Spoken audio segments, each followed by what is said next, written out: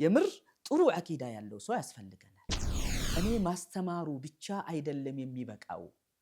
ማስተማሩን ስናስተምር አቂዳን በተግባር ደረጃ እንዲኖረው ማድረግ ይኖርብናል። የምር ጥሩ አቂዳ ያለው ሰው ያስፈልገናል።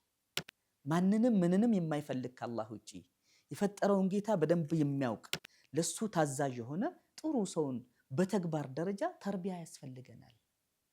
እስልምናን እዚህ ላይ ብቻ ሳናቆምበት አንተ ጥሩ የአላህ ባሪያ ብትሆን እኮ ቤትህን ታስተካከላለህ፣ ማህበረሰብህን ታስተካከላለህ፣ አገርን ታስተካከላለህ ብለን ዒባዳ ላይ ጠንካራ የሆነ ሰው መፍጠር ይኖርብናል። ስለዚህ ዒባዳ ላይ ጥሩ የሆነ ሰው ከሌለን አቂዳው ብቻ የያዘ ሰው ካለ ትክክል አይሆንም፣ ይዛባል፣ ባላንሱ አይሄድም። ዒባዳ ላይ ጠንካራ ሆኖ አቂዳው ላይ ብልሽቶች ካሉ ትክክል አይሆንም።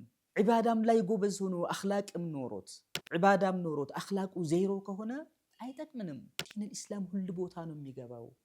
እኛ የምንፈልገው ሐቂቃ ሻአ መን ሻ አባ መን አባ የምናስተምረው መሆን ያለበትን ብዬ ወንድሞቼን እህቶቼን አደራ የምለው የተሟላ ትምህርት እናስተምር፣ የተሟላ ተርቢያ እንስጥ።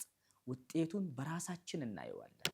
ምርጥ ግለሰብ ላይ ብንሰራ፣ ሙጃሂድ ግለሰብን ብናወጣ፣ ሁሉ ዘርፍ ላይ በጣም ጎበዝ የሚሆን አይነት ሰውን ብናወጣ ሐቂቃ የአይናችን ማረፊያ ይሆናሉ። ስንሰራ ዲነል ኢስላም ላይ በዚህ እይታ እንስራ ለማለት ወደድኩ።